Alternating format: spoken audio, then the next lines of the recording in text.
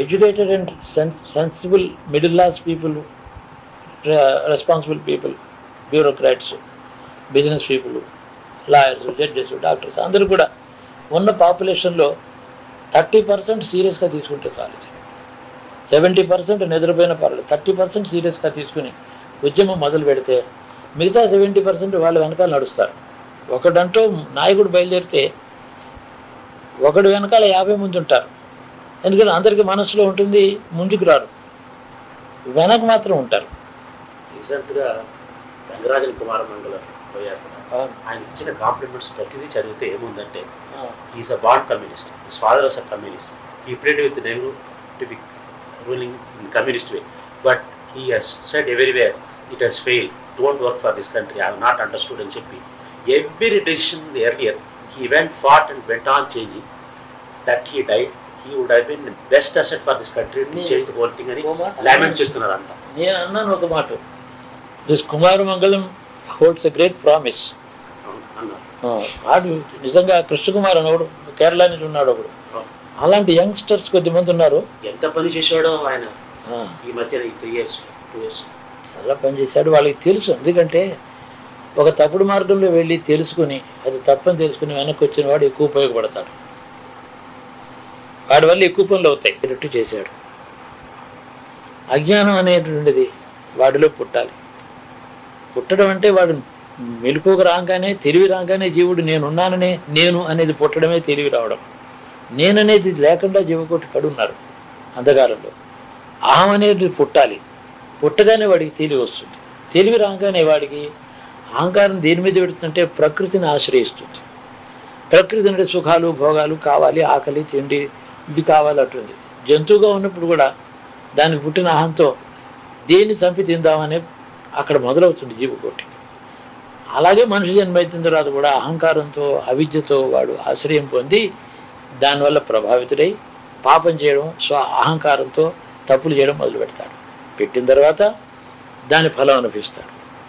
తర్వాత కొంతకాలానికి తనకు అహంకారం పుట్టింది, తనలో స్వార్థం పుట్టింది, తనలో క్రూరత్వం పుట్టింది, తనకేమో దయా మొదలైనవి ఏమీ లేకుండా ఉన్నాం, చేశాను నేను ఈ పని. కానీ ఈ గుణములే ప్రతి వాడికి కూడా తన శరీరాన్ని తాను ప్రేమించుకోవడం, తన సుఖం తాను కోరుకోవడం అనేది ప్రతి జీవుడికి కూడా ఉంది కదా. నేను ఎవరినైతే హింసించానో వాళ్ళు నన్ను మళ్ళీ అలా హింసించవచ్చు కదా. నేను ఎవరి ఎందుకు క్రూర భావం పెట్టుకున్నానో వాళ్ళకి ఈ భావం కలగవచ్చు కదా. పరస్పరం క్రూర భావనతో స్వార్థం ఇద్దరికి ఉంటే ఇద్దరి నశిస్తారు కదా. ఇద్దరికి నీ కోసం నేను, నా కోసం నీవు పని చేసుకుందాం, నీ కోసం నేను త్యాగం చేస్తాను, నా కోసం నువ్వు త్యాగం చేసి ఇద్దరు వర్ధిల్లుతారు కదా. త్యాగం వల్ల క్షేమం, లాభం ఉంటుంది, స్వార్థం వల్ల నాశనం ఉంటుంది. ఈ విధంగా అవిద్యలోంచి క్రమంగా విద్యలోకి వస్తాడు.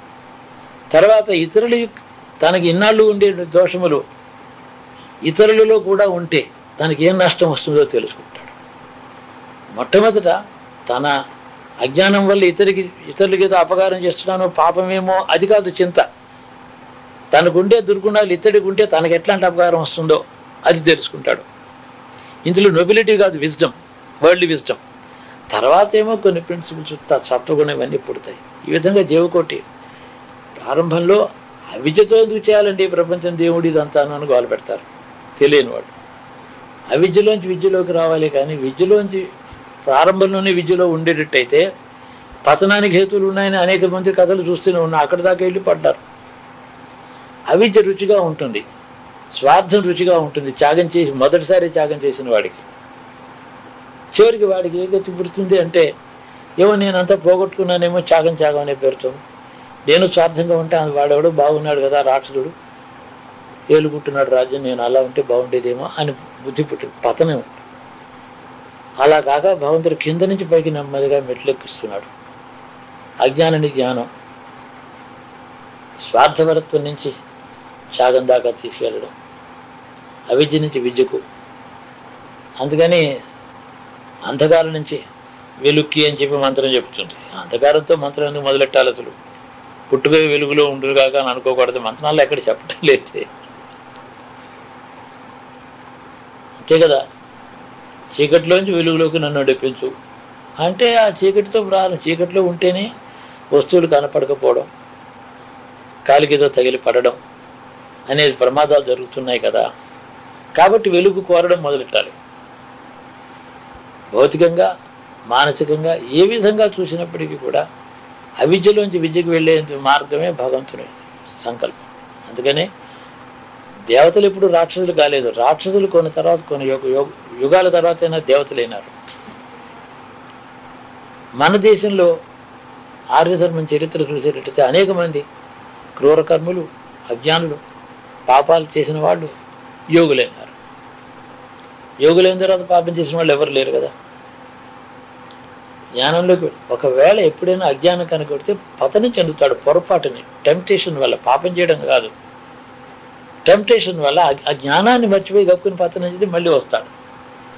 అంతే తప్ప ఒక మాట విజ్ఞానంలో అడుగుపెట్టిన తర్వాత కింద అజ్ఞానంలో పడటం, ఆ సృష్టికరం అలా ఉంది. దాని కొరకే గురువు అనే శబ్దం ఒకటి పుట్టింది. అంధకారం నుంచి బయటికి తీసుకొచ్చేవాడు. ఈ విధంగా సంకేతాలతో ఉంటాయి పురాణాలన్నీ కూడా. వేదం కూడా సంకేతంతోనే ఉంది. ఏది కూడా ఉన్నది ఉన్న పేరు, ఆ పేరుతో అది చెప్పదు. అది దానికి ఒక మాట, ఒక కథ ఉంది దానికి. ఆ కథ సంకేతములు ఎలా ఉంటాయో. ఒక కోటీశ్వరుడైన తండ్రి తనకి చాలా ధనం పిల్లలకి ఇచ్చి వెళ్ళిపోతూ చిన్న తాటాకు మీద 2 మాటలు రాసి అక్కడ పెట్టి వెళ్ళాడు. ఇదంతా అయిపోయిన తర్వాత ఏదో ఒక రోజు నీ ధనం ఖర్చు అయిపోయిన తర్వాత సంపాదన లేకపోతే అప్పుడు మీకు ఒక మార్గం దొరుకుతుంది, అవసరం అవుతుంది, అప్పుడు ఇది చదువుకోండి అని చెప్పి వెళ్ళాడు. పాపం ధనం పోగొట్టుకున్నారు. చాలా మంచివాళ్ళు, పాపాలు చేసి పోగొట్టుకోలేదు, కర్మవశాత్తు అంటే అతనికి తెలుసు కర్మవశాత్తు పోగొట్టుకోవడం తథ్యమే, ఎప్పుడో పోగొట్టుకుంటారు. కానీ ఆ తర్వాత భవిష్యత్తు లేకుండా చేయకూడదు పిల్లల్ని. చెడ్డ రోజుల తర్వాత మంచి రోజులకి మార్గం ముందర చెప్పి నేను వెళ్ళాలి అని అనుకుని చేశాడు ఆయన. అదొక ఆ తాటకులు వెళ్ళి చూసే ముగ్గురు కొడుకులు చూసుకున్నారు. అందులో ఏముంది, శ్రీరామనవమి మధ్యాహ్నం అని కింద సంతకం ఉంది. పైన ఏముంది, శ్రీరామాలయ గోపురం 1,00,000 సువర్ణాలు అని. కిందేమో సంతకం శ్రీరామాలయ గోపురం 1,00,000 సువర్ణాలు, కిందేమో సంతకం ఏమనుంది, శ్రీరామనవమి మధ్యాహ్నం. అంటే ఈ తాటాకు రాసినటువంటి సమయంలాగా కనపడుతుంది చదివితే కింద.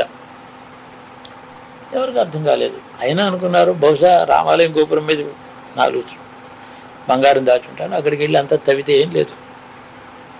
మళ్ళీ చెంపలేసుకుని అదంతా బాగు చేసుకున్నారు. గోపురం మీద ఏం లేదు, మట్టి రాళ్ళు ఇసుక. తర్వాత వీళ్ళు ఓ సిద్ధుడు వచ్చాడు. స్వామి, అతడు సంకేతములు తెలిసిన వాళ్ళు సిద్ధులు అంటారు. వాళ్ళకి అన్ని రహస్య విజ్ఞానం ఉంటుంది. కనబడే అర్థం కాక కనబడని అర్థం తెలుసుకున్నవాడే జ్ఞాని అని అతడు చూపిస్తే, దీంట్లో సంకేతం నాకు అర్థమైంది. 6 నెలలు భగవన్నామస్మరణ చేయండి. మీరు ఏదో పూర్వజన్మ కర్మ వల్ల ధనవంతులు దరిద్రులు ఇలా ఉన్నారు. ఇంకొక 6 మాసాలు మీరు ప్రాయశ్చిత్తం కోసమని మితాహారంతో భజన చేసుకుంటూ ఉండండి, నేను వస్తాను అని అతను చెప్పింది. ఎన్నాళ్ళు చెప్పాడంటే, నేను మళ్ళీ శ్రీరామనవమిగా వస్తాను అన్నాడు. శ్రీరామనవమి నాడే ఇది రాసి ఉంటాడు, అందుకని ఇలా డేట్ వేశాడని వాళ్ళు అనుకున్నారు. సరే, శ్రీరామనవమి నాడు వచ్చారు, గ్రామస్తులందరూ వచ్చారు. ఆ సంకేతంలో అర్థం తీరుస్తుందట, ఏమో చెప్తారో. ఉదయం వచ్చేసాడు, ఆతిథ్యం తీసుకున్నాడు. వీళ్ళు పాపం ఏమీ లేకుండా దరిద్రావస్థలో ఉన్నారు. ఓ నాయన ఒక్కటి చెప్తాను, 1,00,000 సువర్ణం మీకు నేను ఇస్తాను, సగం సరిగ్గా లోకంలో పేదవాళ్ళకు వినియోగం చేయండి. ఆ సగం మీ తండ్రి గారికి, ఆయన తండ్రి గారు ఒక సూత్రం చెప్పాడు. ఏమిటంటే ఉన్న ధనంలో సగమేమో వ్యాపారంలో పెట్టు, వచ్చినటువంటి లాభంలో 3 వంతులు లోకానికి ఇచ్చి 1 వంతు నువ్వు తిను, మిగతా సగం వ్యాపారంలో పెట్టవద్దు, నిక్షేపించు, దాచిపెట్టు. సగం మాత్రమే వ్యాపారంలో తిరుగుతూ ఉంటుంది. వచ్చిన ఆదాయంలో 4వ వంతు తిను, 3 వంతులు లోకానికి. ఆయనకి చెప్పారు. ఆ పని ఆయన చేశాడు. ఆయన తండ్రి గారు ఏ పని చేశాడో ఆయనే మీ కొరకు ఈ పని చేసి వెళ్ళిపోయినాడు. మీరు మాత్రం మీకు ఇచ్చిన దాంట్లో సగం వ్యాపారం ఆయన ఏం చేస్తున్నారో చూసి గ్రహించాలి, కానీ మీరు అడగలేదు ఆయన్ని. కాబట్టి ఆయన అడగకుండా తండ్రిని చూసి గ్రహించాడు. గ్రహించిన తర్వాత తండ్రి నువ్వు చేస్తున్న పని ఇదా అంటే, అవును ఇలా చేస్తున్నా, నువ్వు కూడా చేయమని అడిగితే చెప్పాడు. మీరు అడగలేదు, ఆయన చెప్పలేదు, గ్రహించాలని ఉద్దేశం. ఇలా బోధంతా చేశాడు. సరే, మధ్యాహ్న సమయం అయిపోయింది. తినగా ఆ గోపురం నీడ అంత పొడుగునుంది. ఆ నీడ ఎక్కడుందో సరిగ్గా అక్కడికి వెళ్ళి ఇక్కడ తావండి అన్నాడు. శ్రీరామ నవమి నాడే ఆ ఎండ వచ్చినప్పుడు ఆ గోపురం నీడ ఎక్కడికి పడుతుందో అక్కడ తవ్వించాడు. సరిగ్గా అక్కడ దొరికినాయి 1,00,000 సువర్ణం. వాళ్ళు మంచివాళ్ళు కదా, అందులో సగమేమో మీరు సద్వినియోగం చేయండి అని చెప్పి ఈ సిద్ధుడు ఏం చేశాడంటే ఊళ్ళో వాళ్ళని పిలిచి, ఈ సువర్ణంతో మీరు ఆనెస్ట్గా వాళ్ళకి వ్యాపారం మీరు చేసి పెట్టండి. వాళ్ళు కష్టపడి వ్యాపారం చేసిన వాళ్ళు కాదు. చేసిన తర్వాత 3 వంతులు మీరు తిని అందులో మీ కూలిగా మీరు తినండి, మిగిలిన దాంట్లో 3 వంతులు దానం చేసి 1 వంతు వాళ్ళకి ఇవ్వండి.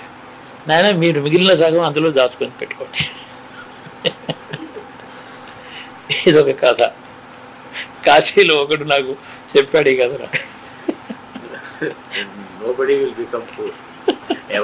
ఎప్పుడు ఎవడికి దరిద్రం రాదు. దరిద్రం ఎప్పుడు ఏ తరంలోనూ దరిద్రం రాకుండా ఉండాలంటే, ఒకవేళ చెడ్డకాలం వచ్చినా ఇంట్లో నలుగురికి ఒక మాట ఏళ్ళు చేయని రావు దశ ఒక మాట వచ్చా అనుకోండి, చెడ్డ రోజులు వస్తుంది. ఆయన ఆపత్కాలాని కోసం వేరే దాచిపెట్టాడు. దీన్ని ఆపత్ ధర్మం అని చెప్పి అంటారు. 65లో నేను కాశీ వెళ్ళినప్పుడు యజ్ఞం అది చేసుకుని అక్కడ కూర్చుంటే కాశీలో రకరకాల వ్యక్తులు కనపడతారు. చాలా ఇంట్రెస్టింగ్ ప్లేస్ అది. కాశీ అంత ఇంట్రెస్టింగ్ ప్లేస్ కూడా అది పెద్ద చాలా వైడెస్ట్ వెరైటీ ఉన్న మ్యూజియం అది. వస్తు ప్రదర్శన చాలా అన్ని రకాల వాళ్ళు కనిపిస్తారు.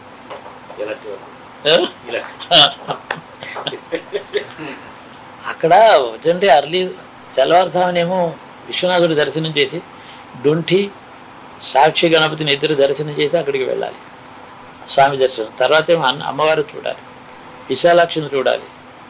సాయంకాలం ఏమో సంకటమోచన హనుమాన్ని చూడాలి, కాలభైరవుని సరిగ్గా సాయంకాలం చూడాలి. ఇది క్రమ ప్రదక్షిణం. ఇలాగ 7 రోజులు చేస్తే వాడి పాపం పోతుంది. ఏం అక్కర్లేదు, ఊరికే బఠానీలు తింటూ కూడా చూడొచ్చు, తప్పలేదు. దర్శనం చేస్తే చాలు. ధ్యానం చేతకపోతే పర్వాలేదు, ఏమీ లేదు. అంటే ఈ క్షేత్రాలు ఇలాంటి సూత్రాలు ఎందుకు ఏర్పడ్డాయంటే ఏమీ చేతకాని వాడి కోసమే. ఏమీ చేతకాని వాడికి అత్యంత ఫలాన్ని ఇచ్చే ఉపాయాలు చెప్పారు. నీకు చేతను కదా, నువ్వు హాయిగా ధ్యానించుకుని నీకు ఇవన్నీ ఎందుకు అన్నావు?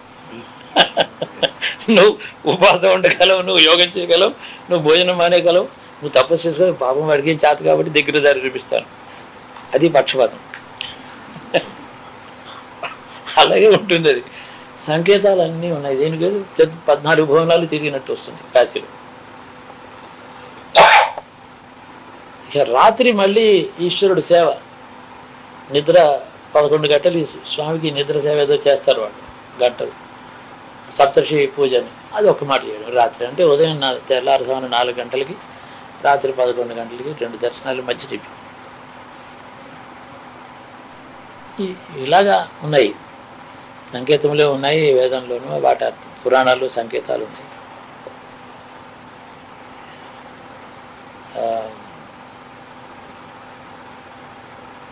ఒక శ్లోకంలో ఉంది 4 4, తర్వాత 5, తర్వాత 2, తర్వాత 1 అని ఉంది. దీంతో పరమేశ్వరుడు సాక్షాత్కారం, ఇంకేం లేదు అని. ఆ శ్లోకం ఎవరికి అర్థం కాలేదు. చతుర్భేష పంచ ఆ శ్లోకం ఉంది, రామాయణంలో ఉంది, ఇంకో పురాణంలోనూ ఉంది, 2 చోట్ల. ఒక పండితుడు దానికి ఊరుకోరు కదా వీళ్ళు. సహకారం యజ్ఞం విషయం అంతా చెప్పుతూ ఆఖరిని శ్లోకం రాశాడు. ఏదో యజ్ఞం అంతా చెప్పాడు, అది ఈయన పుల్లలు వేయాలి, పుడకలు వేయాలి, ఏదో దర్భలు వేయాలి, ఇవంతా రాస్తారు కదా ఈ గొడవ అంతా ఇదేమిటి. ఆఖరిని ప్రజాపతికి నమస్కరించే 2 మంత్రం అని తెలుసుకున్నారు. దాన్ని 17 మంది దేవతలతో నిండి ఉండిన వాడు ప్రజాపతి. ఇది మొత్తం కలుపుకుంటే 17. 4 చోట్ల పెట్టి ఇక్కడ మధ్యన 5 పెట్టి 2 ఇక్కడ పెట్టి 1 పెట్టి చూసారు, ఏం కాలే.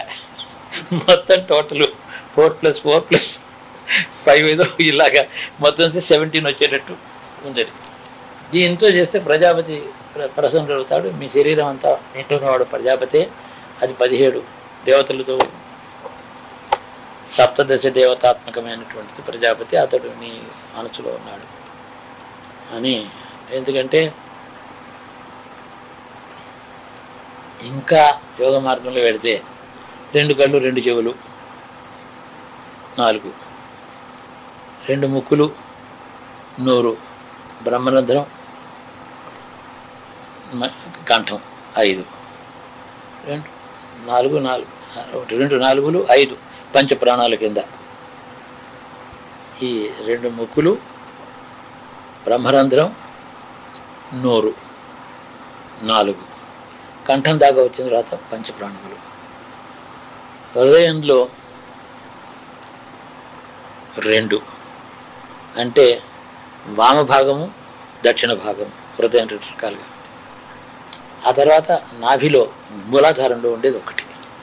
ఏదో మొత్తం ఇలా 17 యోగాన్ని సరిపోతుంది. రాశాను దాని మీద ఎక్కడో ఒకటి. దీన్ని ఎవరైతే యజిస్తారో అతడు ప్రజాపతిని యజించినట్టు. అన్ని ఇందులో ప్రజాపతి స్వాహ ప్రజాపతి ఏదన్నామా అని ఒక్క మాట అంటాం. ఎందుకు ప్రజాపతికి అంత ఇంపార్టెన్స్? అన్ని దేవతలు అయిన తర్వాత ఈ దేవతలు అందరూ కూడా అతడు ఎంతున్నారు. ఇది శరీరం. ప్రజాపతి ఏమో శరీరం ఆపాతాల మస్తకం ప్రపంచం. ఈ ప్రపంచం అంటే శరీరం అక్కడ అర్థం. అందులో ఉన్నాడని సంకేతాలు. విద్యలేమో చాలా రహస్యమైనవని వీటిని కాపాడడం కోసం ఎంచేతనంటే ధర్మాన్ని విసర్జించి ధర్మం అనేది వదిలిపెట్టి కేవలం రాక్షసుల వల్లే లోకం మీద యాజమాన్యం కోసమని తంత్ర రహస్యములు యోగ రహస్యములు తెలుసుకుని బలిష్టమై బలవంతులై లోకాన్ని పీడిస్తారు. బలహీనులకి ఏమో రహస్యం తెలియదు, వాడి చేతిలో కష్టపడతారు. యోగ్యుడికేమో ఈ లాభాలు ఇచ్చే మార్గం చూడాలి, అయోగ్యుడికి రాకుండా చూడాలి. మరి ఎలాగా? సంకేతం. అదేని పరంపర, గురువు ఉపదేశం, రహస్యం. సృష్టిలో 3 రకాల గురువులు ఉన్నారు. 3 గురువులు అనుకోండి, 3 రకాలు కాదు, 3 గురువులు. మొదటిది వాక్, దాన్ని వేదం అని చెప్పవచ్చు, మంత్రం అని చెప్పవచ్చు, గ్రంథం అని చెప్పవచ్చు, బోధన అనుకోవచ్చు. భగవద్గీత వాక్యం, వేదం వాక్యం. అక్షర రూపంలో వాగ్ రూపంలో ఉండేది మొదటి గురువు. రెండో గురువు దాన్ని అర్థం చేసుకుని నడుస్తున్నవాడు, వీడు రెండో గురువు. అది తెలుసుకుని వాడు గురువు కాడు. జ్ఞానము ఆచరణ అనే 2 మహత్తులు కలిగిన వాడు. జ్ఞానమే ఒక మహత్తు, ఆచరణ మరొక మహత్తు. వాక్కుని తెలుసుకుని అర్థం తెలుసుకుని ఆచరించగలిగిన వాడు ఎవడైతే ఉన్నాడో ప్రత్యక్షంగా కానీ రహస్యంగా కానీ ఆచరిస్తూ ఉండొచ్చు వాడు. మూడో గురువు అంతరాత్మ, లోపల ఉండేటటువంటి పరమాత్మస్తు, అదే గురువు. 3 గురువులు మనకి. ఎప్పుడూ కూడా ప్రారంభంలో మొదటి గురువు వాక్కు కదా, శబ్దం కదా. శబ్దాన్ని అర్థం చేసుకోవాలంటే పండితుడు ఒక విధంగా చెప్తాడు. వాడు పండితుడికి ఈ మొదటి గురువు సగం మాత్రమే ప్రసన్నమవుతాడు. శబ్దం. మహాపండితుడైతే వ్యాకరణ శాస్త్రం, తర్కం, శబ్ద రహస్యాలు అన్నీ తెలుసుకున్నవాడైతే దాని అర్థం. ఆచరించిన వాడికి మాత్రమే వాక్కు పూర్తిగా అర్థమవుతుంది. అలా ఆచరించిన వాడికే మూడోది అనేటువంటి అంతరాత్మ ఉద్బోధం చేసి ఆ గురువు వాడిలో తేజరూపంతో వెలుపుతూ ఉంటుంది. ఇన్ అదర్ వర్డ్స్, మీలో ఉండేటువంటి అంతరాత్మకి జ్ఞానోదయం కావాలి అంటే ఈ మూడు కలిసి ఒక చోట ఉన్న చోటుకి వెళ్ళాలి. ఎవడికి వాక్కు తెలుసును, శబ్దం ఎవడికి తెలుసును, ఎవడు ఆచరిస్తున్నాడు. ఎవడికి అంతరాత్మకి ఉద్బోధన కలిగిందో, ఎవడికి దాని రహస్యం అంతరాత్మలో తెలిసిందో, ఈ మూడు ఉంటే దీన్నే బ్రహ్మ విష్ణు మహేశ్వరుడిగా పోల్చవచ్చు. బ్రహ్మ అంటే వేదము, అదే మాదిరిగా సృష్టిని నడిపిస్తున్నటువంటి వాడు మహావిష్ణువు. మహేశ్వరుడు అంటే నిర్గుణ స్వరూపంగా ఉండే శివతత్వం లోపల లయం అంతా అందులో అయిపోతుంది. సృష్టి ఉండదు అక్కడ. మూడో గురువు దగ్గరికి వెళ్తున్నారు. ఈ విధంగా తెలుసుకుంటే మరి నాకేమిటి, నేను సామాన్యుడిని, నాకు ఎలాగ అంటే మూడు ఎక్కడున్నాయని నేను విశ్వసిస్తావు, అక్కడికి వెళ్ళు. మూడు ఒక్క చోట లభిస్తాను. ముగ్గురు గురువులు, అందుకనే బ్రహ్మ విష్ణు మహేశ్వరులు మూడు కలిస్తే సాక్షాత్ పరబ్రహ్మోత్సవం అని చెప్పడం. దాని రహస్యం ఇది. బ్రహ్మ అంటే 4 ముఖాల బ్రహ్మని, 4 చేతులు విష్ణు అని, శూలం పట్టుకున్న రుద్రుడని కాక ఇది సంకేతం. సంకేతం అని చెప్పాను ఇందాక. అతన్ని ఆశ్రయించాలి. అతన్ని ఆశ్రయించేటప్పుడే ఈ మూడు ఇక్కడ ఉన్నాయనేటటువంటి విశ్వాసం, దాన్ని అనుసరిస్తాను. అతడు వాక్కును అనుసరిస్తానా, అతడి అనుసరణను నేను అనుసరిస్తానా, అతడి ప్రవర్తన నేను అనుసరిస్తానా, అతడు అంతరాత్మలో ఉండేటువంటి చైతన్యం ఉండే నిద్ర తెలివిలోకి వచ్చి మెలుపుగా ఉండేటటువంటి ఈశ్వరతత్వం ఏదైతే ఉండదో దాన్ని నేను అనుసరిస్తానంటే, అతని వాక్యేమో నా చెవిలో పడి నా మనస్సులో తిరుగుతూ ఉండాలి. అతడి నడవడిగా నా మనస్సు బుద్ధి చిత్తంలో ఉండాలి, కనపడుతూ ఉండాలి, దృగ్గోచరం అవుతూ అనుసరించాలి. అతడి పాదాలను వెనకాల నడుస్తూ నా అంతఃకరణ అతడి అంతఃకరణ లోపల లయం చేయాలి. మళ్ళీ ఈ మూడు, ఇది సృష్టిలో సంకేతం అంతా ఇది. ఇది తెలిసిన వాడే గురువు. అయితే అదృష్టవంతుడు ఎవడు?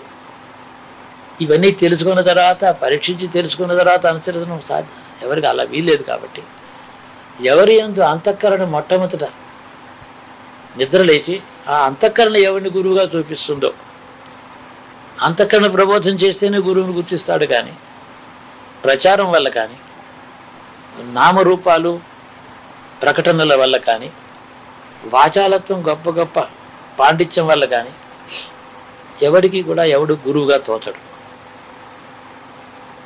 అద్భుతంగా చెప్పగలిగిన వాడు ఒకడు ఉంటాడు. దానివల్ల రూపం ఉంటుంది, చాలా అద్భుతంగా బాగా చెప్పగలిగిన వాడు ఉంటాడు, ఏదో చూడ్డానికి గొప్ప.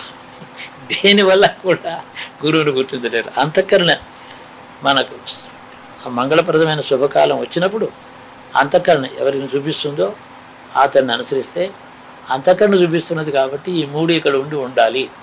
అతనిలో మూడు ఉంటే నాకు మూడు వస్తాయి. నా వాక్కు సత్యమే. అక్కడ వృతం అంటే విశేషించి చాలా లోతైనటువంటి సత్యాన్ని చెప్పేటటువంటి మాట వృతం అని పేరు. బాహ్యమైనటువంటి వస్తువులు, అది మామిడి చెట్టు అన్నాను, సత్యమేది. వృతమేముంది అందులో? అయితే ఏమిటి? సత్యమే కానీ వృతం కాదు. ఆ మామిడి చెట్లు కూడా విశ్వ చైతన్యం ఉంది సుమా అని చెప్పేది వృతం. అందరూ కూడా అంతర్యామిగా ఉండేటువంటి అదృశ్యంగా ఉండే పరమాత్మ ఉన్నాడు సుమా అని చెప్పారనుకో. ఈ రెండో వాక్యం వృతం. మొదటిది కేవలం లౌకిక సత్యం. అది మొదటి సత్యంలోంచి మనకు వచ్చే లభించేది ఏమి ఉండదు. రెండో వాక్కులోంచి వచ్చేది ఎంతో విజ్ఞానం, ఒక వెలుగు కనపడుతుంది. కాబట్టి సత్యము వృతము కూడా మొట్టమొదట ఈ సృష్టిలో అణువణువున ఉండేటువంటి మహాచైతన్యాన్ని నాకు అనుభవంలోకి రావాలని అంటే ఏమి చేయక్కర్లేదు, గురువుని అనుసరించమని అంటారు. నీవు చేయాల్సిన పని లేదు, గురువుని అనుసరించమంట. అనుసరించంటే ఇది. అది ఎక్కడ మరి గురువు ఎవరంటే ఏమీ లేదు, నీ అంతఃకరణ ఎవరు చూపిస్తున్నారు? అందులో కనిపిస్తుంది. ఆ గురువు బహుశా ప్రత్యక్షంగా భౌతిక దేహంలో లేడు అనుకోండి. మీకు భౌతిక దేహంలో లేకుండా తన జీవన కార్యక్రమం ముగించుకొని వెళ్ళిపోయిన వాడు ఒకడు ఉంటాడు. అతడు కూడా గురువు కావచ్చు. ఈ దృష్టి 3 ఉన్నాయి గురువులో. బాగా తెలివితో మేలుకొని సృష్టి రహస్యాన్ని అనుభవిస్తూ ఉండేటటువంటి అంతఃకరణ కలిగి, అటువంటి నడవడిక కలిగి, చివరిది అయినటువంటి శబ్దం యొక్క అర్థం తెలుసుకున్నవాడు ఎవడో అతడు మరణించడు.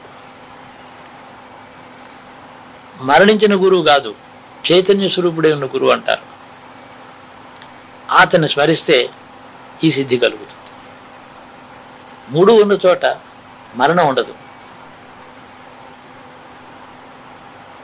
సమస్త జీవకోటి దేహాంతర ప్రాప్తి తథా దేహాంతర ప్రాప్తి అని చెప్పాడు. అలా కాకుండా దేహాన్ని మాత్రం విసర్జించి నిత్యుడై ఉంటాడు. అక్కడ వెలుగుతూ ఓ దీపశిఖ వలె వెలుగుతూ ఉంటాడు.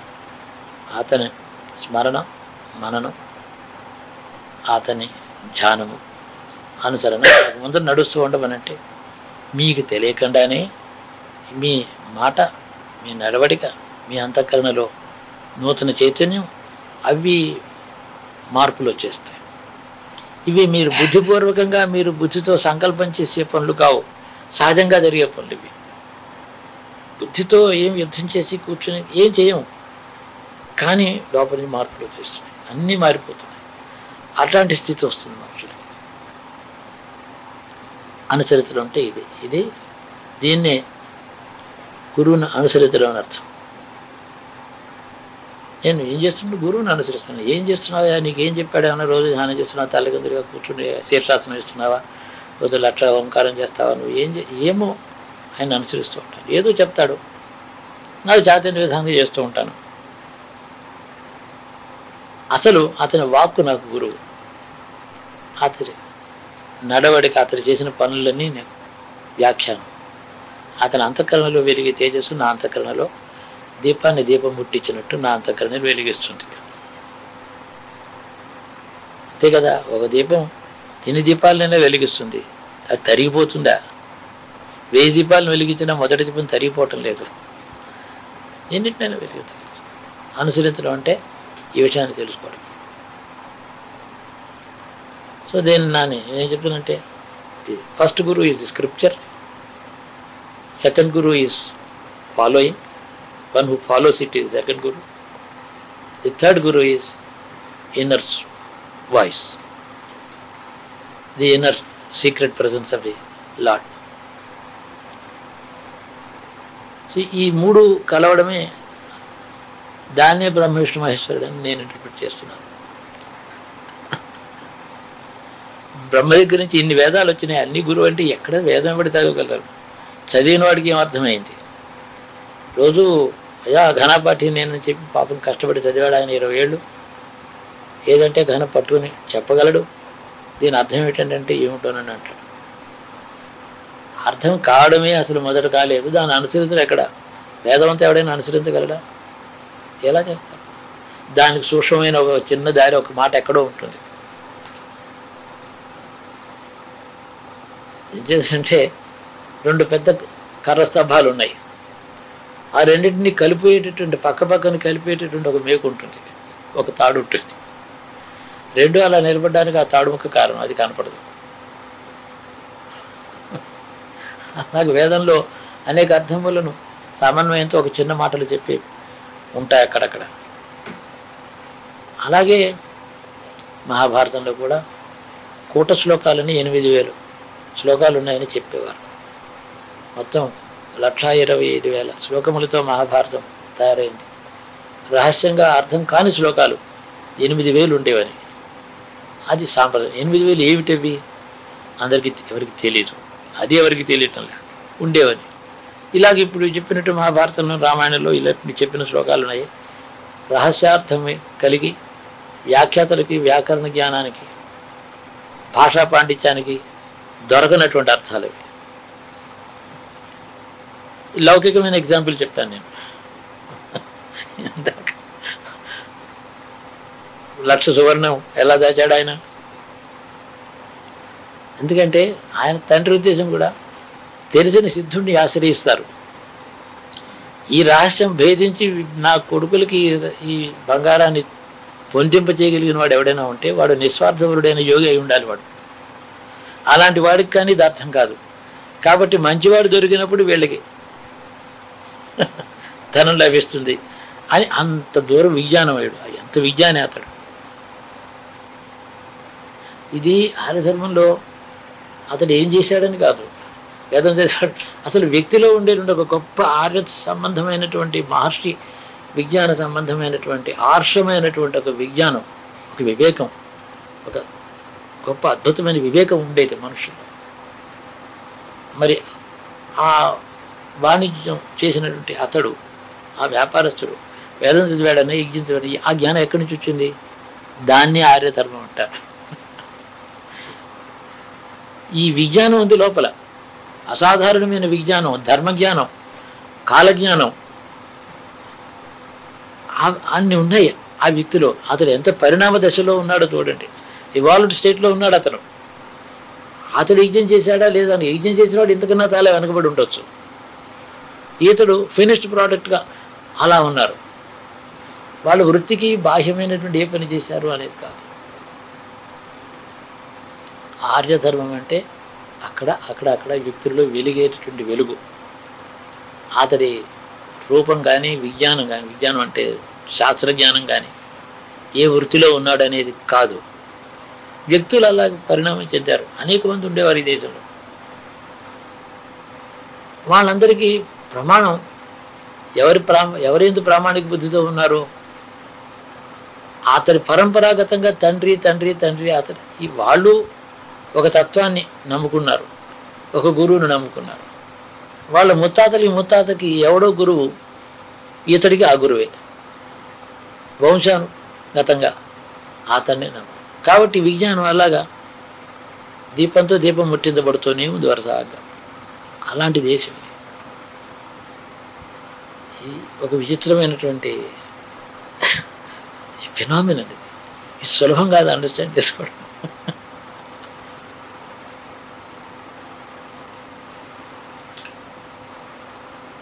Scripture, understanding plus following and the అంతరాత్మ, మూడు ఒకటైపోతాయి. అంతఃకరణపరమైనదా, గురువు యొక్క వ్యక్తిత్వం గొప్పదైందా అంటే అంతఃకరణే గొప్పదన్నాడు. గురువును చూపించగలిగిన అంతఃకరణే గొప్పది. దీని వాయిస్కి ఉండే ప్రాబల్యం ఎంత మహానుభావుడైనా గురువు వాడు వచ్చి మిమ్మల్ని ఇన్ఫ్లుయెన్స్ చేయాలంటే మీరు చేయలేరు. మీ అంతఃకరణ ఒప్పుకుంటేనే వాడిని అనుసరిస్తారు. అతడి శక్తి కంటే మీ అంతఃకరణే ప్రధానం అన్నారు. ఎవరు మిమ్మల్ని రక్షించేది? గురువు కంటే ముందు అంతకన్నా ఎక్కువ శక్తివంతమైనటువంటి అంతఃకరణ. అది చూపిస్తేనే అలా ఉంది. ఆ అంతఃకరణకి పరిపూర్ణమైనటువంటి సిద్ధి అంటే ఒకనొక రోజున కర్మఫలములన్నీ అయిపోయిన తర్వాత సరైన మార్గం చూపించేది, ఆ వెలిగి చూపించేది అంతఃకరణే. అది పూర్వపుణ్య సంస్కారాలు, పెద్దల ఆశీర్వచనం, గురువుని చూపిస్తుంది. అది చూపించే గురువు, అది వరిస్తుంది గురువుని. స్వయంవరం అది. అంతేకాని నన్ను వరించని 10 మంది వస్తే మెడలో దండం వేస్తుందా? దండం వేయదు కదా రాజకుమారి. ఎంతమంది అయినా మహాత్ములు, యోగులు ఎవరో రావు. అంతఃకరణ యాక్సెప్ట్ చేయాలి. అంతఃకరణ యొక్క స్వయంవరమే గురు ప్రాప్తి. అతను చూస్తూ ఉంటే శరీరం కాదు కదా అని దానికి, అది ఆయన వాక్కు, అతడి నడవడిక, అతడు చేసే పనులు అన్నిట్లోనూ మనం అతడితో సహజీవనం చేసేయడం మొదలుపెట్టామంటే ఆ లోపల ఉండేటువంటి వ్యక్తికి పెరిగిపోతున్నాడు అతడు తెలియకుండా. ఎవరికి చెప్తే నీకేం అర్థమైంది నాకు చెప్పండి. నా బుద్ధికి, మనసుకి, వాక్కుకి తేలైన విషయం నా అంతఃకరణకి తెలిసింది. దానికి అది నీతో మాట్లాడడం చేత నా నోరికి అంతరాత్మ ఉండే విజ్ఞానం దానికి తెలియదు. కాబట్టి నేను నీకేం చెప్పలేను. ఇక్కడ నుంచి పైలోకాలు పెడితే మొదలు బ్రహ్మదేవుడు వస్తాడు. అంటే ముందర వాక్కు అక్కడ, వేదం అక్కడది. ఈ వాక్కు యొక్క అర్థం ఉందే ఈ వేదం యొక్క ఈ వేదం ఇలా చెప్తోంది. అది ఇంప్లిమెంటేషన్ చేసే శక్తి ఎక్కడుంది, అది ఎలా ఉంటుంది, విష్ణులోకం పైకి వెడితే కనిపిస్తుంది. దీనివల్ల వచ్చే ఫలితం ఎలా ఉంటుంది, శివలోకం అక్కడ ఏముండదు, శుద్ధ తేజస్సు.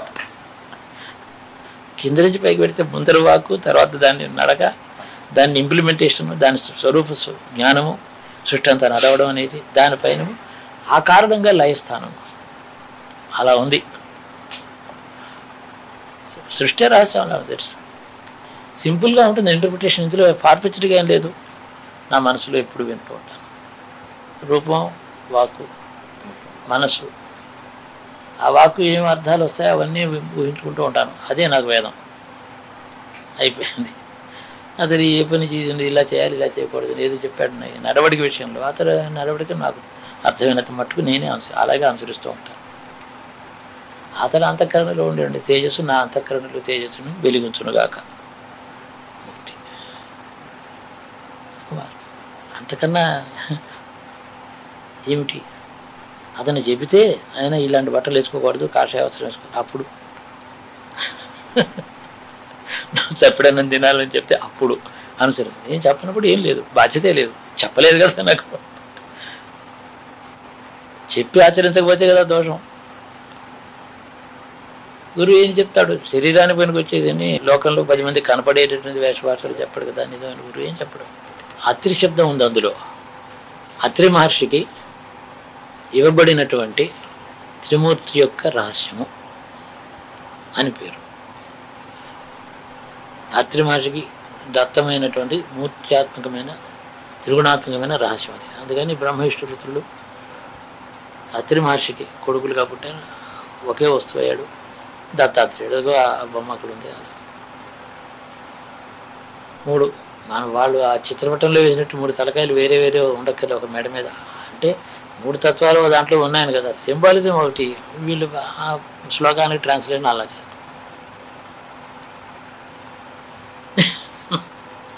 ఏకకాలం మంది బుద్ధిలో బ్రహ్మవిష్ణు మహేశ్వరులను ఉండకూడదా? 3వ చోటు ఉంటే ఏమిటి? శుద్ధ జ్ఞాన స్వరూపం. ఏముండదు, వాడికి వికారం ఉండదు, ఏకాలం ఉండదు. 3 తలకాయలు విడివిడిగా వేస్తే విడివిడిగా అది కలిసి లేనట్టే కదా. అది జ్ఞానం ఎలా అవుతుంది? అది నా విమర్శ. గురించి కూడా అదే చెప్పారు. విడివిడిగా బ్రహ్మగానే ఉన్నాడు, రుద్రుడిగానే ఉన్నాడు. 3 తలకాయలు పెట్టావు నాయన. 3 శిరస్సులో ముగ్గురులో ఉండే జ్ఞానం ఒకే మాట నీ బుద్ధిలో ఉండాలి. అట్టివాడు దత్తాత్రేయుడు కదా. నేను అల్లా వేయాలి, బొమ్మ వేస్తే చేతనే. చతుర్వేదాలు ఉన్నాయి దానికి. అది కుక్కల్లో వేస్తారు వేదాలను. ఇప్పుడు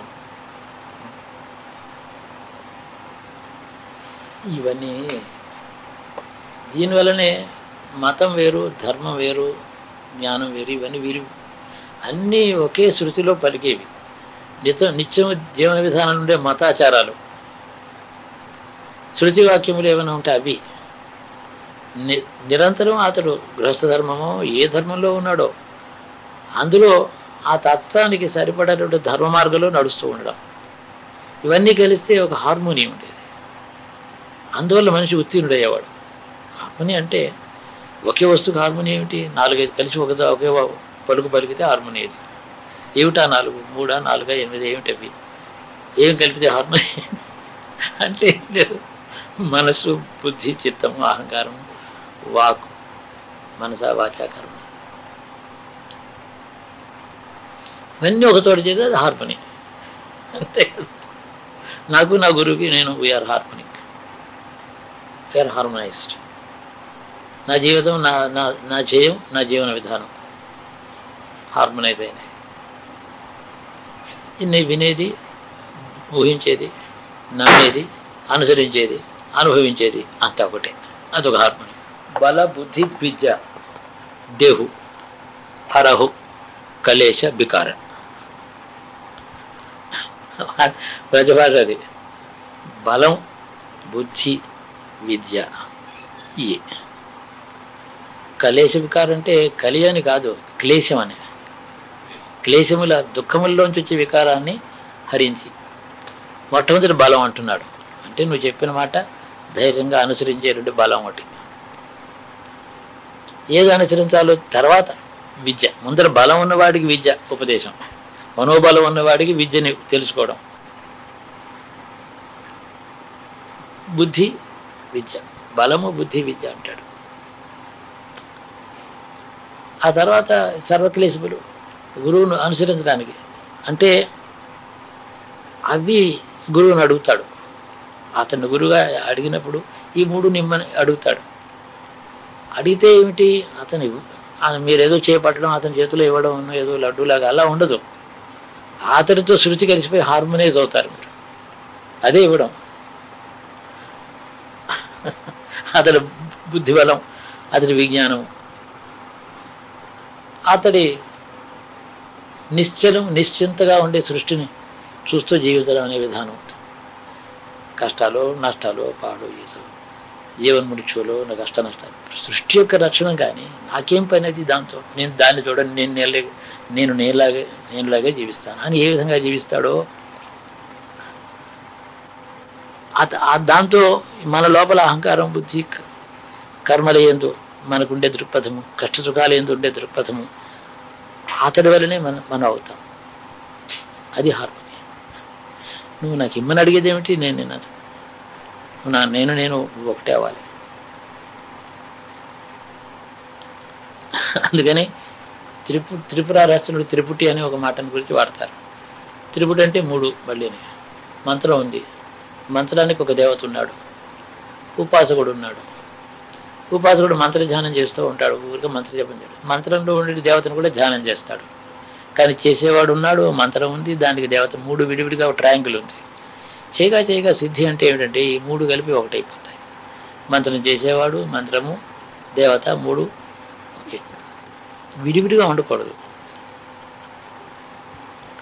అయ్యా లేకపోతే ముందుంటే దత్తాత్రేయుడు ఎలా తెలుస్తుంది, మూడు తరకాయలు పెట్టకపోతే తత్వం తెలియక్కర్లేదు, వర్ణన అలా కనపడితే మీకు చాలు. మూడు ఇండిపెండెంట్గా విడివిడిగా ఉంటే నువ్వు ఎలాగా ఏకమవుతావు? త్రిపుటీకరణం లేదు అందులో. ఇంట్రెస్టింగ్గా ఉంటుంది. మనం చెప్పుకుంటే మూడు ఏకమైనప్పుడు మూడు అందుకుంటాయి. పంచవృత్తిలోనేది 5 కర్మలు ఆయన చేస్తున్నాడు. సజ్జోచాత, వామదేవ, అఘోర, తత్పురుష, ఈశాన అనేటటువంటి 5 ముఖములు రుద్రుడికి ఉన్నాయి. 5 లక్షణములు 5 ముఖములు అని చెప్తాడు. 5 గాయత్రి కూడా 5 ముఖాలు ఉన్నాయి, 5 రంగులు ఉన్నాయి, ఒక ముఖానికి 3 నేత్రములు ఉన్నాయి. అంటే 5 ముఖాలు ఉన్నటువంటి వస్తువులు మీరు ధ్యానించగలరా? అందులో వేరే వేరే రంగులు కలిగి, ప్రతి ముఖంలోనూ 3 నేత్రములు, దశాస్తాల్లో రకరకాలైన వస్తువులు. ధ్యానం చేయమని అంటే ఇలా ఒక్కొక్క వస్తువుని ధ్యానం చేసుకుంటూ నెమ్మదిగా మనసులోకి ఆగడం. ఆ తర్వాత నిరంతరం ధ్యానం చేయడానికి పిక్చర్ అంతా ఉండదు. ఎలా ఉంటుంది? ఉన్నది ఒక మనస్సు. అది ఒక వస్తువు తప్ప ఏకకాలం మీద ధ్యానం చేయలేదు. పోనీ ఒక వస్తువు ధ్యానం చేస్తూ ఉండగలదా? ఉండలేదు. At a time it can conceive of only one thing, but it doesn't stay put on that. It needs a change, like the wind and water. దానికి స్టెబిలిటీ లేదు. కాబట్టి ఈ మూడింటిని ఒక మాట 5 ముఖాలని చూసిన తర్వాత